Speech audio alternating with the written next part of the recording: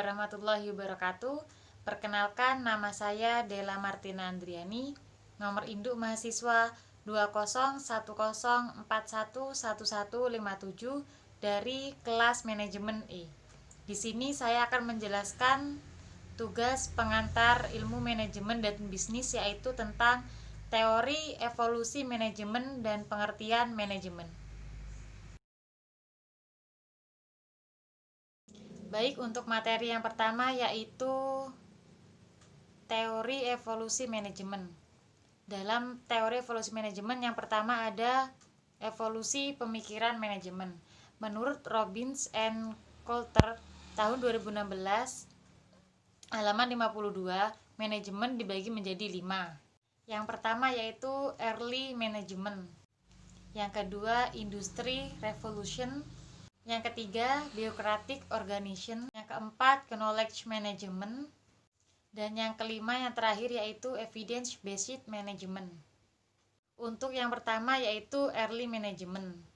Contohnya dalam hal ini salah satunya yaitu bangunan Candi Borobudur. Ada juga bangunan tembok Cina. Adanya bangunan-bangunan ini dapat dikatakan bahwa sebenarnya teori manajemen sudah ada sejak zaman dahulu, bukan hanya teori namun juga dengan praktik-praktiknya. Adanya kerajaan-kerajaan kuno di Indonesia pada zaman dahulu itu juga merupakan bukti bahwa sudah adanya praktik manajemen pada zaman dahulu. Walaupun tatanan bangunannya tidak sebagus pada zaman sekarang. Teori manajemen tahap awal ini menjelaskan secara sederhana, yaitu pencapaian tujuan perusahaan atau organisasi melalui orang lain. Untuk selanjutnya yaitu tahap kedua, industri revolution. Menurut Adam Smith, industri revolution ini dinyatakan menjadi 2 teori, yaitu yang pertama division of labor dan kedua job specialization. Division of labor itu pembagian kerja. Jadi division of labor adalah pemecahan pengerjaan menjadi bagian sempit atau berulang-ulang. Lalu adanya perubahan manajemen ini membuat munculnya teori baru yaitu job specialization, di mana setiap pekerja diharuskan memiliki keahlian khusus dalam suatu pekerjaan. Setelah tahap kedua industri revolution yaitu tahap ketiga bureaucratic organization. Pada tahap ini perusahaan atau pengusaha sudah mulai mengenal birokrasi. Hal ini merupakan ciri-ciri terjadinya tahap bureaucratic organization, yaitu di mana 1. Division of labor, pembagian pekerjaan. 2. Authority hierarchy, adanya rantai komando yang jelas. Ketiga, formal selection. Dalam hal ini perusahaan yang akan merekrut karyawan baru sudah mulai melakukannya dengan seleksi. Yang keempat, formal rules and regulation. Perusahaan sudah memiliki peraturan tertulis dan standar operasional produk. Yang kelima, impersonality. Perusahaan dalam pengambilan keputusan berdasarkan rapat direksi. Yang keenam, career orientation. Perusahaan sudah memiliki perencanaan jenjang karir untuk para pekerjanya. Selanjutnya yaitu tahap 4, knowledge management. Pada tahap ini, perusahaan sudah menggunakan teknologi informasi untuk menghasilkan keberhasilan berbagai pengetahuan untuk mencapai bentuk nyatanya. Perusahaan menerapkan knowledge management adanya bagian R&D, Research and Development, untuk meneliti perkembangan dan perilaku konsumen. Untuk tahap terakhir, yang kelima yaitu tahap evidence management atau manajemen berbasis nyata, yaitu sebagai proses membuat keputusan manajemen berdasarkan pada apa yang sebenarnya berjalan. Jadi dalam proses ini yang diambil hanya hal-hal yang berbentuk real daripada sesuatu yang terbaik tetapi kekurangan bukti empiris. Artinya setiap pengambilan keputusan itu berdasarkan data yang real di lapangan, bukan hanya perkiraan saja. Baik, itulah materi tentang teori evolusi manajemen. Baik, untuk materi selanjutnya yaitu pengertian manajemen. Pengertian manajemen menurut beberapa ahli diantaranya adalah: 1. Mary Parker Follett menyatakan manajemen the art of getting things done through people, yang artinya manajemen adalah seni dalam mendapatkan sesuatu melalui orang lain. Yang kedua, menurut Duff tahun 2010 halaman 5, manajemen adalah pencapaian tujuan organisasi dengan cara efektif dan efisien melalui planning, organizing, leading, dan controlling sumber daya organisasi. Dan menurut para ahli yang ketiga, Skirmarhon tahun 2010 halaman 7, manajemen adalah proses planning, organizing, leading, dan controlling penggunaan sumber daya untuk menyelesaikan tujuan. Untuk selanjutnya adalah apa yang dimaksud dengan efektif dan efisien. Efektif yaitu mengerjakan sesuatu dengan benar, sedangkan efisien yaitu mengerjakan sesuatu dengan cara yang benar.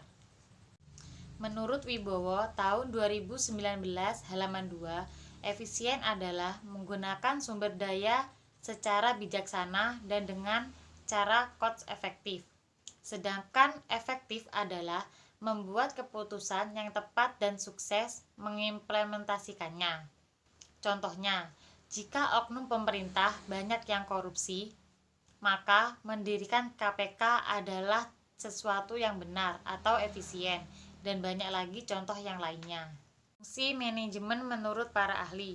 Menurut G.R. Terry, fungsi manajemen ada 4, yaitu planning, organizing, accounting, controlling. Menurut Skirmarhon tahun 2010 halaman 17, fungsi manajemen ada 4 juga, yaitu planning, organizing, leading, controlling.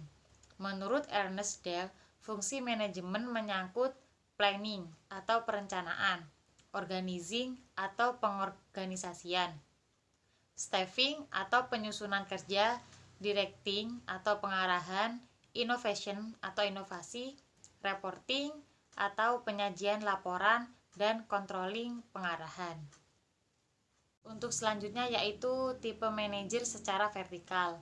Ada 3. Yang pertama, top level manager, yang kedua, middle level manager, dan yang ketiga, first level manager. Yang saya jelaskan pertama yaitu first level manager. First level manager merupakan manajer yang berada di tingkat bawah, yang bertanggung jawab secara langsung terhadap produksi dan pemasaran barang dan jasa. Contohnya supervisor tingkat daerah ataupun supervisor tingkat provinsi dan lain-lain. Yang kedua, middle level manager, yaitu manajer yang berada di tingkat tengah yang bertanggung jawab atas unit bisnis dan departemen utama. Contohnya kepala departemen ataupun kepala kantor dan lain-lain.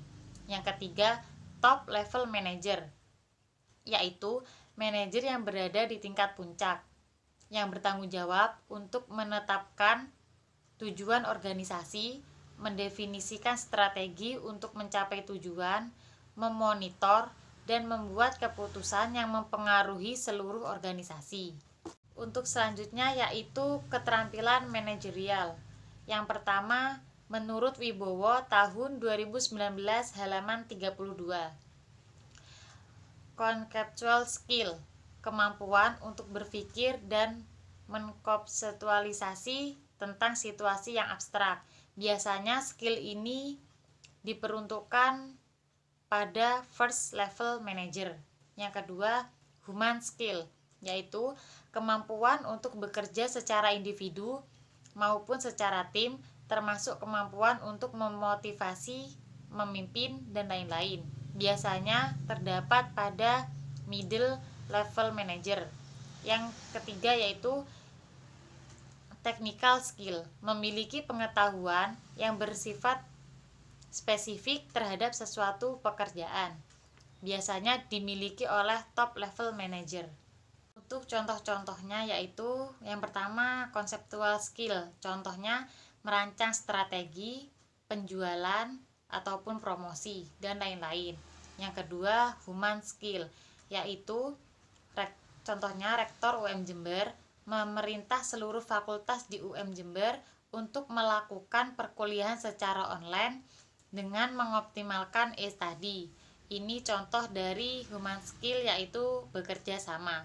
Yang ketiga, technical skill. Contohnya, Kepala Pusat Data dan Informasi Pusdasi UM Jember merupakan ahli dalam teknik informasi. Beliau bertugas untuk membuat, memperbaiki, dan mengawasi alur informasi di kampus Jember. SIA, e-study, aplikasi lain yang ada di UM Jember. Untuk yang terakhir yaitu faktor yang penting yang perlu dihadapi oleh seorang manajer. Yang pertama ada konsumen, yang kedua sosial media, yang ketiga inovasi, dan yang keempat sustainability atau keberlanjutan. Maksudnya bagaimana perusahaan tersebut selanjutnya untuk ke depan. Bagaimana cara pengusaha tetap bisa mendirikan perusahaan tersebut untuk kedepannya. Hanya itu yang dapat saya sampaikan. Bila ada salah kata mohon dimaafkan. Wassalamualaikum warahmatullahi wabarakatuh.